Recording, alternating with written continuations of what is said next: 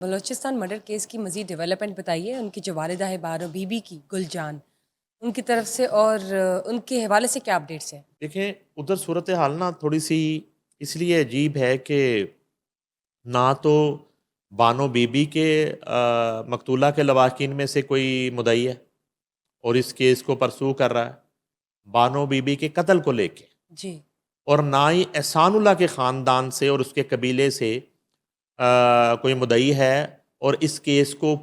پرسو کر رہا ہے قاتلوں کو کیفر کردار پہنچانے کے لیے۔ یہ ایک میں آپ کو بڑی عجیب بات بتا رہا ہوں، بدقسمتی بتا رہا ہوں ٹھیک، کہ ان دونوں جو قبائل ہیں اور ان کے جو خاندان ہیں، ان کی طرف سے اب تک جو ان کا جو رویہ ہے وہ یہ ہے کہ وہ اس سزا کو جائز سمجھ رہے ہیں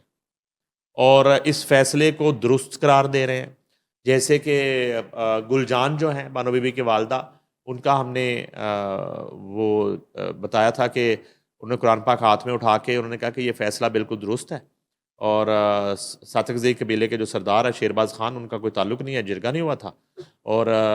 یہ جو ہے نا ایک کہانی ہے من گھڑت، اور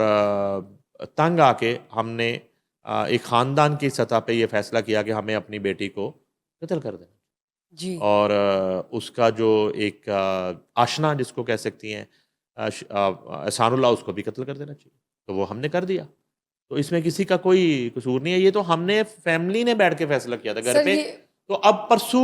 نہیں کیا جا رہا جو۔ ولنگلی یہ اسٹیٹمنٹ پاس ہو رہی ہے یا ہاں، ریلکٹنٹلی؟ یہ امپورٹنٹ بات ہے، یہ امپورٹنٹ بات ہے کہ آیا کہ ان کے اوپر پریشر ہے جس کی کہیں نہ کہیں سے